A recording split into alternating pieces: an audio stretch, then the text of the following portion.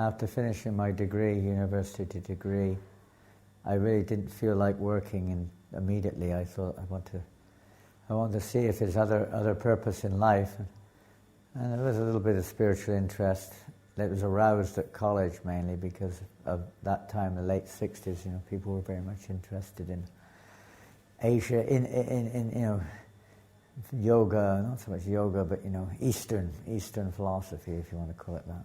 So we were a bit exposed to that, so a bit interested. So after finishing my course, my first contact with Srila Prabhupada was, like many of us, was through his books.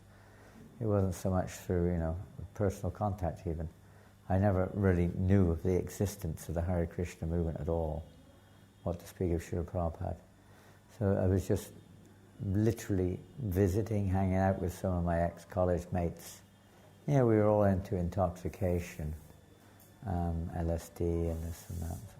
I'd already vowed, I had an interesting experience which convinced me not to take any more intoxication of any kind, actually. And I was still, hanging out with my friends from those days. So then I was staying with them, and they were, you could say, a little intoxicated on that, whatever they were taking. I wasn't indulging, so I was just looking for something to occupy my time. And they had a large selection of literatures in their apartment in England, and I just was looking for the books and magazines, and nothing really interested me very much.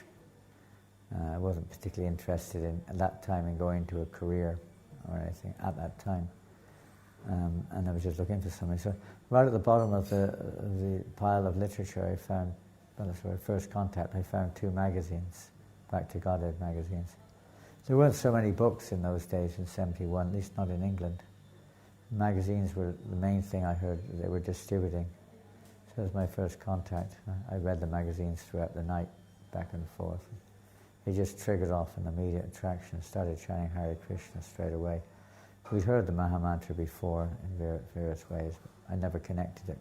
So then that made everything clear. It wasn't just Srila Prabhupada's articles, everyone's articles. There were so many devotees, Janananda and Satsvarup, and different devotees were writing articles in those magazines, and it was really convincing for me. He just put together everything that was sort of like come in contact with. It made sense. It put everything in order. It made everything, directional.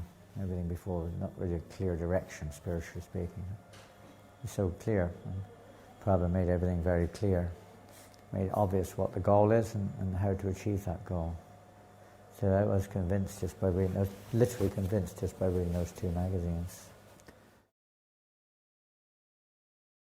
Yeah, Prabhupada was really amazing in this sense, because we had no neck beads, we had no kurtas, nothing like that. We just had one dhoti. We only had one dhoti each. We didn't have more than that. It wasn't really a dhoti, just a piece of nylon cloth, T-shirt.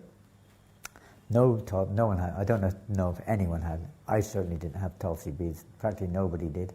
Whatever beads you're already chanting on, those were the beads Prabhupada chanted on. I don't know, maybe some did, but most of the devotees I knew did not have new sets of beads. Prabhupada wasn't fussy about these things. It's not the externals, it's the internals. It's receiving the pure holy name from a pure devotee in parampara. So he whatever beads we gave, and the temple president, Janananda Prabhupada, had given these beads to Prabhupada, or German, somebody had given them, and Prabhupada was to chant all these beads. So, and when we were sat down there for initiation, and the names were called out, and then we went up to get our beads in little groups of 3, and Prabhupada looked at us, and he saw we had no neck beads. He said, "Where are the neck beads?" He'd already given the lecture. He said, "Where are the neck beads?" We had no neck beads. We didn't have neck beads. So Mr. Prabhupada said, "You have to have neck beads." So somebody brought neck beads. We went and sat down again, and somebody put neck beads on us all, So we sat down, and names were called out again. This time they were called out in different orders. He had this lucky dip. In English we have a lucky dip bag. For German, had this bag, and we just pull the beads out of the bag. And this time my name wasn't called out at all. Everybody's name was called out. My name was not called at all. I don't know what was going on. I was convinced what was going on, but I didn't really know. convinced, I suppose, in one sense, what had happened. And then it was finished, and the yagya began. My name wasn't called out. I had no name, no beads. Yagya went on, and I didn't know what to do, I was supposed to throw the grains in, or what I was supposed to do, I didn't know. Prabhupada was still sitting there on the Vyasa stand. And the yagya was finished. Prajna finished the yagya. And I was still sat there like completely lost. I thought, God, there's a lesson here. You can't cheat Krishna or his pure devotee. You can't cheat them. I really thought that, the truth is the truth. You can't, It's like we hear stories now. We didn't know there's stories then of people disguising themselves, like Rahu disguising himself as a demigod or something and trying to get the nectar. I felt like that, I felt like, I was a complete, demon or something, and I really wasn't eligible. So that's it. It's proof that I'm just not eligible to get this, connection, the pure devotee of the Lord. It certainly made me think like that anyway. But after the yagya was finished, Dhananjaya Prabhu came up to me and said, "What's your name?" And I said, I don't have one. I'm still the same name. And he said, "Well, that's..." And he went running over to see Srila Prabhupada, and Prabhupada was just about to get into his car to go back to Bury Place. The program was carrying on, but Prabhupada was leaving. And so, I don't know what they said, but he talked to Pradyumna, and Pradyumna talked to Srila Prabhupada, and then he said something back to Dhananjaya, and Dhananjaya came back to me and said, "Prabhupada said you have to go back to the temple straight away." I saw what happened is that Pradyumna put his hand in his bag and realized there was one more set of beads. I saw him pick it out of the bag. So he was a bit surprised. And then he told me I had to go back to the temple, so I had to run back to Bury Place straight away. And I didn't know what was going to happen. I was thinking Srila Prabhupada might tell me now, "Please go away. We don't need people like you in the movement." I didn't know what he was going to say. I was so, feeling like, unqualified and, like that. So I went back and I waited. There was hardly anyone in the temple. The Pujari, maybe one other devotee, practically nobody. Everyone was on the square. And Pradyumna was there, of course, with Prabhupada. And maybe Nanda Kumar was cooking. I don't know what he was doing. But only Pradyumna was there in Prabhupada's room with Prabhupada. He told me to wait outside. I was like waiting outside, and I was kind of pretty nervous. I didn't know what it was almost... I felt I was going into the dentist clinic or something. I was quite nervous. And then Pradyumna came out and he said, "Okay, you can go in now." Now Pradyumna was one devotee I could always relate with. I had a very, I don't know, he made you feel very comfortable. He was amazing. I had a kind of a loving relationship with him in a sense. So, yeah, I felt I was comfortable with Pradyumna. He said, "Now," I thought he was going to come in with me, but he said, "Go in now." I said, "Are you coming?" He said, No, on your own." I was like, oh my God.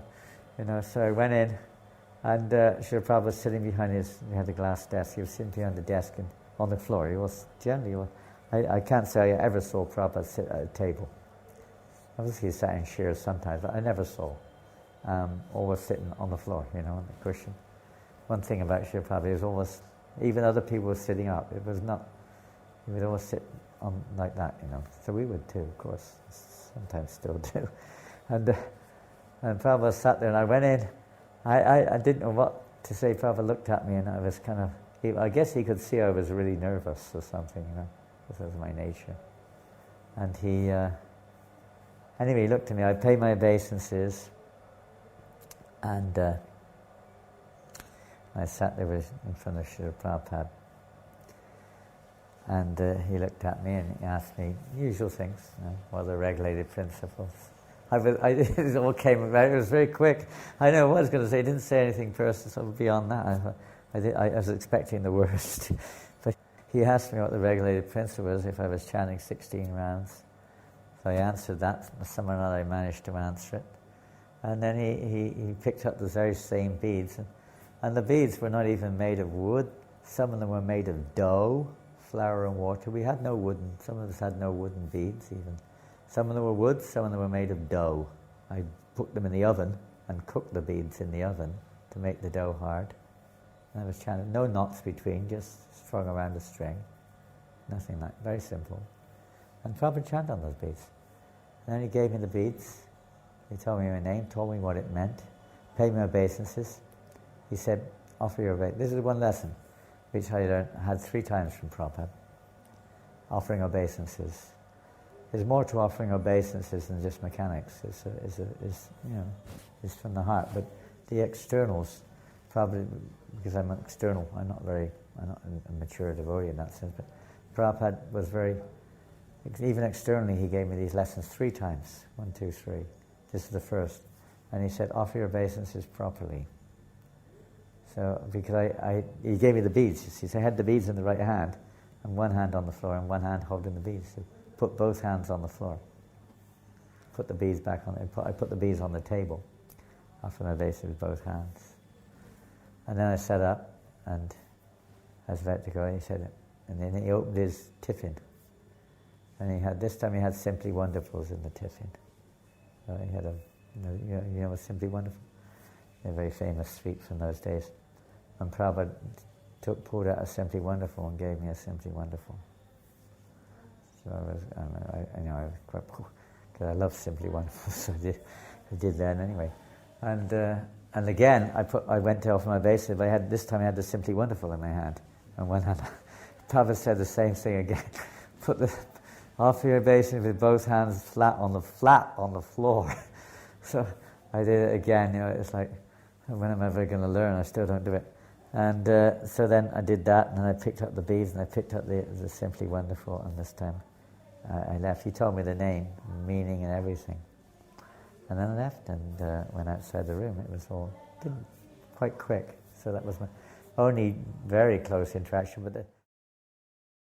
A couple of days later, after initiation, it may have been 1 or 2 even, I can't remember, but very soon after that, they asked me to cook.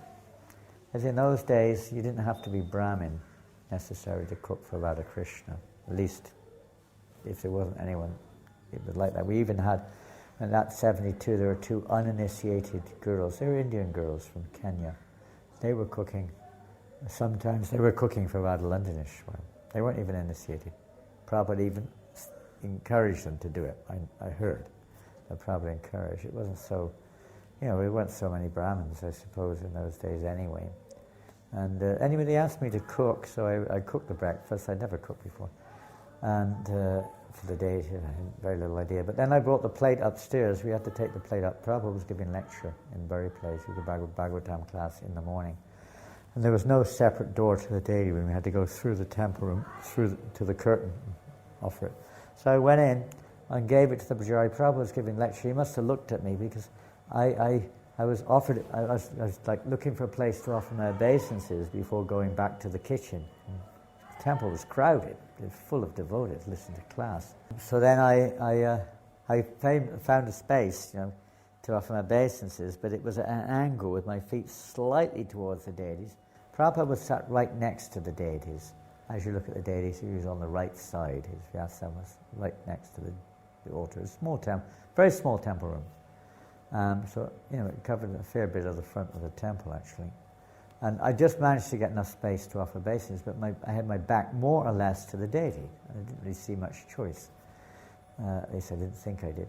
So then I went back to the kitchen, and after the class was over, Nanda Kumar came down and said, Srila Prabhupada told me to offer your obeisances properly. Never offer your obeisances with your feet to the deity, he said. He probably said, tell that boy to offer his obeisances properly, I'd imagine, something like that. So this is the second time I got another lesson in obeisances. Well, I finished the obeisances off. But we never finish offering obeisances. Our life is based upon that. That's what I learned. That the essence of Krishna consciousness is to constantly be offering your obeisances to the spiritual master. Constantly. In everything we do. That was the lesson I learned from this. Maybe the next year, in the manor, when Prabhupada came, he was staying, maybe he didn't, I don't know, 74, 75, something like that. I was staying at the manor by then. My service was at the manor. And this time I was in the temple room. It was the middle of the afternoon. It's 4:15 in the afternoon. This I don't remember quite clearly, even the times. It was about middle of the afternoon, 4:15. I had a service, which I was in a position of responsibility, so I could kind of like do my service in my own time, in a sense. And I would do a lot of reading and chanting. So I was in the temple room quite often in the afternoon, just reading and chanting. So I was chanting, sitting there against the wall, looking at the deities, chanting on my beads. It was about 4:15 in the afternoon. No one else. There's only one other person in the temple. Her name was Vitasya. I can't remember her name now. She was a model. She was a guest coming to the temple at the manor. She's quite famous. I think she may have passed away now, I think. But she was quite well known. She was a model in London. Say, regal-looking lady. And she was coming regularly. She was chanting also. But she wasn't initiated at that time. She wasn't full-time. But she was in the temple. Suddenly the door opened to the back and Prabhupada walked in. He walked into the back of the temple. It was very unusual, 4:15 in the afternoon. I mean, I was there most days. The only time I saw Prabhupada walk in at that time. He decided apparently to go on an afternoon walk. He wanted to go for a walk for some reason. And even his servant wasn't with him. The only person with him was a devotee named Narendra, who was an English devotee, who happened to be sitting outside Prabhupada's room. And so he had picked up Srila Prabhupada's shoes, because Prabhupada presumably had told him he was going for a walk. So he picked up Prabhupada's shoes and was walking behind Prabhupada with the shoes in his hand. And Prabhupada, maybe I'm speculating, but Prabhupada walked straight down the stairs in the manor, and instead of going for a walk out, he went into the temple room. So Narendra came behind him with his shoes. Perhaps he didn't realize it, I don't know, but he just walked in behind him, carrying the shoes into the temple room. And so there's about 3 lessons to learn here. So then Prabhupada walked into the temple, and he immediately, when I saw Prabhupada, immediately offered my obeisances, and I remembered how to offer my obeisances. So I put both hands on the floor, and I didn't have my back to the deities, nor towards Prabhupada. I did it sideways, like that in between. So he said nothing to me, but the guest, this Vitasya, she must have been quite shocked also, because wasn't expected. She offered her obeisances too, because she was literally a devotee, but she wasn't fully, aware of everything. But she paid her obeisances with her feet towards the deities, because Prabhupada was coming at the back and the deities were at the other end, so she took with her head towards Prabhupada, her feet towards the deities. So Prabhupada looked, he saw, and then he said nothing to her. But he did. He went up towards the altar, and he said, "Where is the pujari? Where is the pujari?" And the pujari was there. It was a lady. I can't say I absolutely remember which one, but it was a lady. And a lady came out, one of the Matajis came out. They were washing, after the arti, after the bhoga offering, they were washing the dishes to the right side of the altar. We have a little paraphernalia room there. So they came out, and Prabhupada said, "Are you the pujari?" "Yes, Srila Prabhupada." And Prabhupada said, "What are you doing?" And they said, "Washing the dishes, Srila Prabhupada." No. What are you doing? They didn't know what to say. I'm standing here. Whatever. What are you supposed to say? I can imagine what they were thinking. What does Prabhupada want me to say? And Prabhupada said, "You are the pujari." He said, "There is a guest in the temple, and you are not teaching them how to offer their obeisances properly." He said, "It is the pujari's responsibility to show the guest how to worship Krishna properly." That means to offer obeisance properly in front of the deity. And then Prabhupada, by this time a few other devotees had come in. A little boy named Shivadwar. Shivadwar, the son of Swati. Swati is a wonderful devotee from America. I'm sure she's been interviewed. And her son, little boy, he was very small, Prabhupada used to play with him a lot. There's many pictures of Prabhupada playing with him in the manor. He came in, and then Prabhupada said, "You offer your obeisances like this." Maybe there was only 3 or 4 others, she and his son, or maybe one other in the temple as well as us 2 or 3. And Prabhupada then went down and offered the obeisance. He said, "You offer your obeisances never with your head or your feet towards the deity or towards the spiritual master." Of course, in some temples, like here, Prabhupada arranged his Vyasasana in such a way that you kind of do have your feet towards it. But the manner of the Vyasasana's at the back. So he made it clear there, at least. That's how you do it. And he said, though there was no one there to record, but he said, either your left side or your right side, but never with your feet or your head.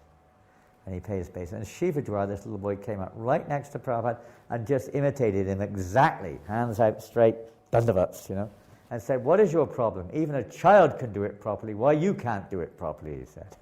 He didn't talk to Riteshya at all. He was just talking to, I took it to me also, but especially to the Pujari. He taught that lesson. Then Prabhupada got up and he turned around. We were all kind of like, because Prabhupada was in a little bit of a teaching mood, like instructing mood. And Narendra was behind holding the shoes. And Prabhupada said, what is this? You're holding the shoes right in front of the deities, Prabhupada said, never bring those in the temple room. And Narendra flustered, he had a chudder. So he quickly wrapped the chudder around the shoes. Nonsense, he said. Prabhupada said something like, this is another nonsense.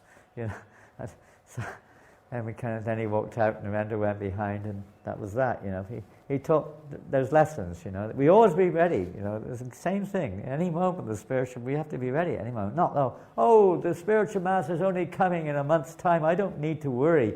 Let the house be dirty. Let this be this. Let that be that. We're tidied up when he comes, right? But we've got to be ready at every moment. That's what Prabhupada's teaching us. He's teaching us that Krishna's with us always. And the spiritual master reminds us of that. So, that's one lesson. Secondly, practical lesson. Don't bring shoes into the temple room. Even they were Prabhupada's shoes. They were outdoor shoes. He said, don't bring them in. And then offer your obeisances properly. Krishna's looking, it's not just mechanics. You've got to be conscious of what we're doing. Conscious. Even though we see, it's such a big thing, it's almost beyond retreat. Devotees here, they offer their obeisances to people with their backs towards Prabhupada in the samadhi, sometimes here and there. It's very unfortunate. They need to be taught how to offer their obeisances, not to have their feet towards Prabhupada in the samadhi or anywhere. I know it's difficult. Tulsi's over there, Prabhupada's over there, the datas are over. But as much as possible, we have to do it. This is conscious. This is being conscious. So Prabhupada always told us to be very conscious. I was the treasurer of the manor, so Prabhupada, sometimes I would get messages. One time he called me into his room on some, financial things, but it wasn't a lesson so much, it was a request to do things. But we get messages, we had to be very, very careful not to waste anything. We had no money. Every light, Prabhupada would check lights. In the manor, he'd go around, he'd check sometimes to see that the light was turned off as there was no one in the room, or a heater, or whatever it was. He was very particular not to waste a single thing, because everything belongs to Krishna. Nothing should be wasted, absolutely nothing. 1976, I was in Prabhupada, when Prabhupada came in 76. I was the cook, I was the head cook at the manor for a while. And sometimes we weren't direct, I wasn't never directly cooked for Prabhupada, but sometimes the preparations would go for Prabhupada. And I remember chapatis particularly, that was a real experience. Cooking chapatis, because we had there's 200 devotees visiting, in the manor. So we had to cook 600 chapatis every lunchtime. It's quite didn't have much choice. There's one really wonderful lady, I can't remember her name, devotee, disciple of Prabhupada, from Gujarat. She was really expert. So she was our main chapati cook. We had this big plate. She could cook 16 chapatis at once. Really expert. So she would cook the chapatis, and sometimes some of the others have to get involved. I remember every chapati, because Harikesh that year was with Prabhupada, he would come down to get the prasadam, to the kitchen. We didn't have a separate deity kitchen in those days. It was one kitchen only. So everything was cooked there. So he would come down to get the prasad, for take up to Prabhupada in his room, lunchtime. So the chapatis were a big thing, because maybe Prabhupada chastised him or what, I don't know. But the chapatis had to be just perfect. Round. First cooked, they had to puff up fully like a balloon almost. And little black dots evenly spread all over, not burned but there has to be these little pock marks all over it, just perfect. He said, what's wrong with you? You can't get these chapatis right there. Prabhupada's not happy. So then he started trying. He couldn't get it right. No, he just wouldn't work. But it was another lesson. Everything should be done nicely for Srila Prabhupada, perfectly cooked and very nice. Prabhupada just teaching us, because it's for Krishna, we should do things nicely and not just, who cares. But he's teaching us how to do things for the pleasure of Krishna, the pure devotee. Srila Prabhupada, that's what it's always teaching us. How we can become eligible, basically speaking. Because unless we please in Krishna, we're not eligible. I was cooking the milk sweets for the deities late at night. There was one other devotee, and they were washing the pots, and I was cooking the milk sweets. And Prabhupada hadn't been eating much for a few days. I think he was all sick. And then suddenly Harikesh ran into the kitchen. He said, Prabhupada wants to eat right now. Like 10 o'clock at night. Very unusual. Something like that. He said he wants khichdi. Khichdi. I mean, he said he wants it before, I think he gave 30 minutes. It must be ready by such and such a time. We put everything down and all together, three of us, really try to get it together to get that khichdi ready for Prabhupada.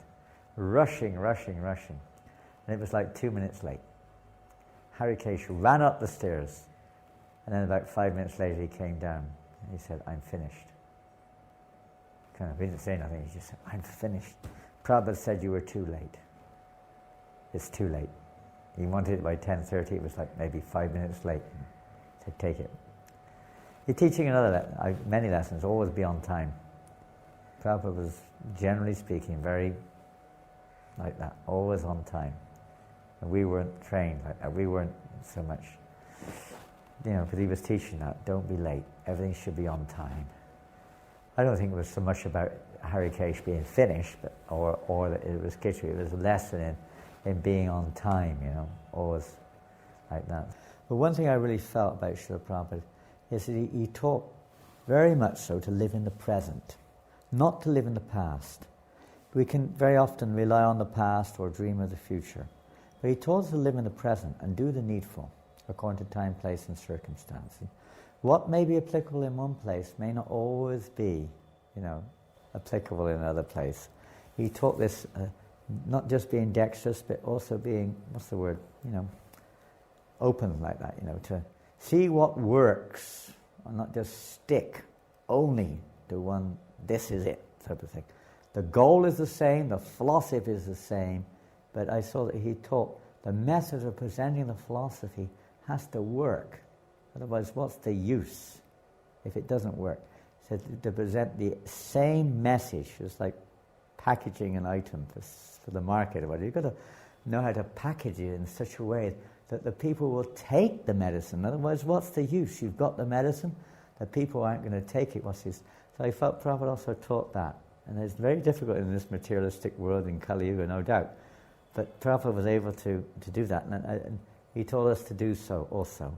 How to present the same message in the present time, place, and circumstance. So I think that's a practical lesson, a very important. It's not so much an emotional lesson or a quality lesson, but a practical lesson for the spreading of Krishna consciousness. And that's really the essence of his coming to the West. It's not just to, go there, it's to present and preach Krishna consciousness and present it in a way that people will take it. So in that same mood, others may not agree, but we should also have that same willingness to be guided like that, to present Krishna consciousness in a way which is effective, without compromising the actual principles, without compromising the philosophy and so on like that, or the objective goals. And Srila Prabhupada, as we all know, was in health condition, was very poorly, extremely. And then in August 77, he decided to come to London. He had other plans, not just London, but at least he came to London. Tamal Krishna Maharaj was there, I think through Pendra. I can't remember. I think Upendra came to Prabhupada. One or two others.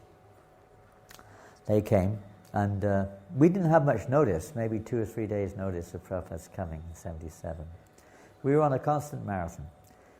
And this is another major thing. It is wonderful because in a few weeks, 10 days' time, the Prabhupada book marathon starts. So then in 77, from about, I guess it's April when Prabhupada's health, March, April, when Prabhupada's health started to noticeably deteriorate, we started a non-stop book marathon. It was understood that book distribution was the most pleasing. Everything's pleasing, services, but we had this thought anyway, that book distribution will please Prabhupada, will keep him with us through book distribution. This is how we felt Prabhupada's presence. So we felt his presence in dedicating our lives to distribute books. So that time I was the Sanktan coordinator, kind of leader of the Sanktan in the UK. It was very we were on such a non-stop book distribution marathon, whatever way we were trying. We were doing records as well, but primarily books. All over the world, mostly the Western world in those days. India was not very developed in those days, not like now. And in Australia, in America, in Europe particularly, maybe a few other places, devotees were going out full-on book distribution. They were like a competitive, Prabhupada created this kind of exciting, competitive spirit amongst us to distribute more books. So we were going flat out there. It was really, almost day to day, it was like, what's the scores? This and that from France and Germany and the West Coast and the East Coast and here in Australia. We were like trying to do more than everybody else for Prabhupada, We thought this would please Prabhupada. The whole essence is we may feel it's to please Prabhupada, but Prabhupada is just bringing this out. What pleases Krishna? So that's what pleases Krishna, see his message spread. So we were doing like that. Then we had almost every available person in both the manor and in Bury Place. We're still in Bury Place then. Everyone on Sankirtan, literally men and women. We had women's travelling parties, men's travelling parties, going anywhere we could. I won't mention some of the places we were going because, they were other GBC zones, wherever we could go to distribute books. And then maybe 2 days before, we got a message that Srila Prabhupada is coming. And we've been, honestly speaking, have been paying less attention to other areas of devotional service, mostly concentrating on book distribution. Daily worship was going on as normal, but the cows, the gardens, and cleanliness, many things that were not as they should be. So we really knew, Prabhupada, we knew from every year he came that Srila Prabhupada would look at whatever needed to be looked at. He had this unique knack of going exactly where the problem was. You clean everything, but there's one area which wasn't done.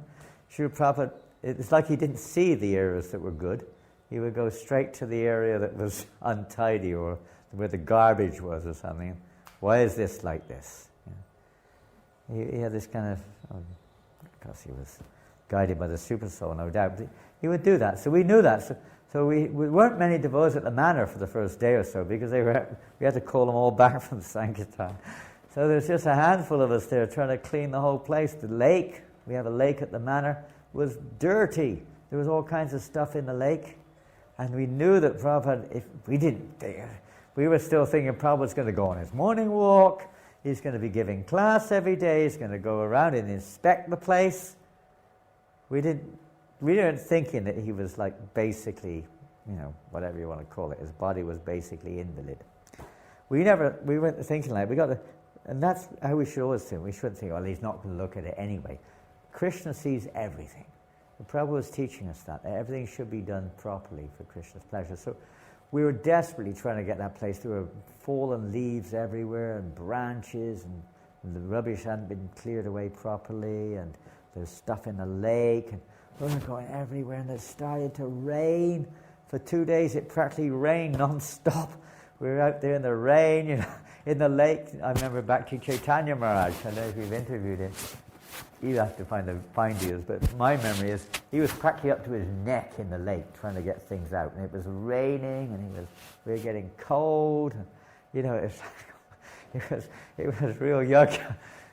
And then the devotees come in. We tried to get it as clear as we could, and then we had to bring Prabhupada from the airport.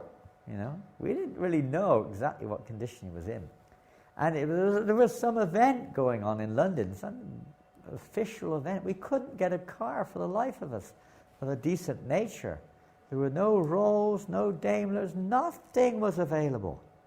Nothing. We couldn't get any decent car. Eventually, because I was involved in trying to get the cars and others too, and eventually we ended up with the latest Rover, which is, there's nothing spectacular, but it's all right. And we managed to hire this Rover. George Harrison wasn't around. We got this Rover. George Harrison would sometimes, of course, skip his car that Prabhupada's used. And there was a few others who would, but everything was blocked. We couldn't get a vehicle. So we got this Rover, which wasn't very big. I mean, it's bigger than a normal little car, but it was not particularly big. And it's not, it's just, whatever it is. So we got this car, and I had to drive it, for various reasons. So this was the only time I drove Prabhupada. I got in the car, the first thing I said, where's the gear stick? There was no gear stick. Oh, this is automatic. I said, what? I'd never heard of a car with automatic. it was a new thing, at least in England, an automatic car. It was a new car. It was the car of the year for its style, It's automatic. And I didn't know what to do. I was like going to the airport in this car, and I put my foot down, and it was the brake instead. And boom, the car would come to, I was having paranoia that this was going to happen if I'm driving Prabhupada back to the manor, Oh, it was such an ordeal driving this car. And then I got to the airport, and I was sat in the car outside. We must have got some permission to sit outside the arrivals hall, because you can't normally do that. We were there, and they got special clearance from Prabhupada for sure. And then I was sat at the wheel, like a little bit, nervous and concerned that, oh my goodness, what am I going to do? It was such a struggle getting to the airport, And then with Prabhupada in the car, and then I had the shock of my life, because Tamal Krishna Maharaj was with Prabhupada, and I'd already had a few experiences with Tamal Krishna Maharaj. And I knew how, if Prabhupada may have said something or not, Tamal Krishna was really, it was like a volcano if you didn't do it right, And I was like, oh my God. I was sat there, and Tamal Krishna came, and then Prabhupada came, I think Upendra and one other devotee, and then I saw Srila Prabhupada. He was so thin. His body was so thin and gaunt. They were carrying him, placed him in the back seat. I could hardly look. They placed him in the back seat, and then servants sat next to him, and Tamal Krishna Maharaj sat right next to me in the front seat. And I'm there driving the car out of the airport. Like 500% attentive, to everything. Right foot, left foot, carefully driving like anything, And then Tamal Krishna Maharaj starts asking me questions. And it's like, oh God, I couldn't get it together, It was really difficult. It's by Krishna's grace alone, I was able to achieve it without any. There was one hitch. When I pressed the accelerator instead of the brake, and we went forward at this roundabout. But at that moment, Tamal Krishna Maharaj was talking to Prabhupada. We never saw him. Fortunately, there was nothing coming, so we just kind of glided through. But other than that, Prabhupada actually asked Tamal Krishna Maharaj to ask me some questions. And one of them was to put the window down. The window was down, then Tamal said, put it up. And Prabhupada said, no, put it down. You can never really know the mind of a pure devotee, whether he was teaching us there or not. And then he asked some questions. Now, we were distributing books as much as anyone else in the world at that time. It was very close. France, West Coast, England, they were very close competition like that.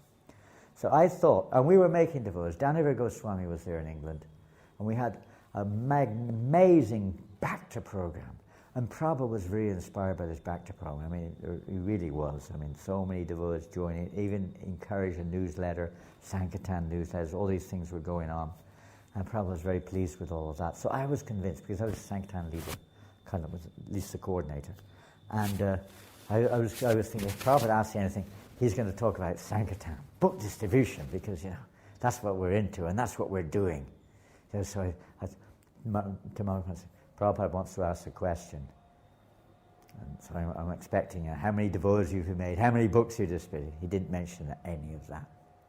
All he was asking about were, how are the cows? How are the cows? How many cows? How much milk? Who's looking after the cows? And so on. All kinds of questions.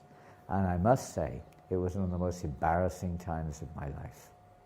I knew nothing practically. I didn't even know how many cows there were. I knew next to nothing. That was what was on Prabhupada's mind, the cows. Then we heard, again, of course, probably through Tamal Krishna Maharaj later on, that Srila Prabhupada had come to London, specifically because of the love of his disciples, his followers, his devotees. And they, after a little while, of course, hundreds of them came from Germany and maybe France and different countries, came to England to have that time with Prabhupada. Prabhupada wanted to see all of his devotees. He wanted to be with his devotees. As in 72, he wanted to be with his devotees. Same thing in 77. He wanted to be with his devotees. That was his life. But he also had a very important mission.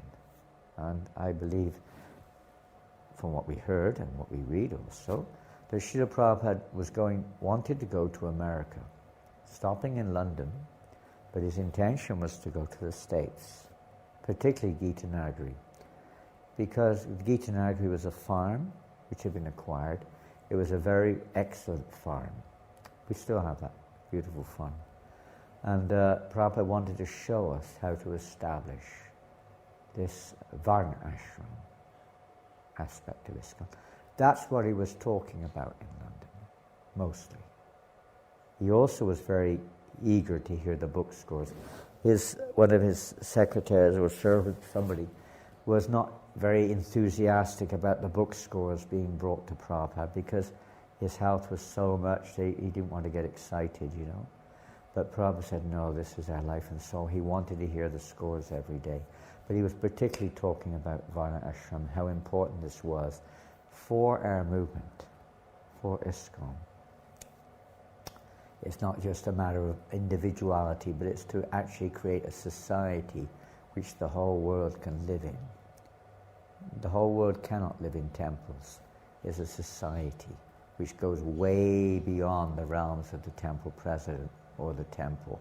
It is a society which includes everything. That's what Prabhupada was looking at, as far as I can see. And the cows, his talking to me about the cows was center point. Center point. Without the protection of the cows, there is no human society. Everything is, dependent, basically speaking, on Krishna's pleasure. And how can we please Krishna if we don't serve the cows? So back to the manner in 77, Prabhupada would sometimes, because he'd always pass it on to his spiritual master, always the mercy of my Guru Maharaj.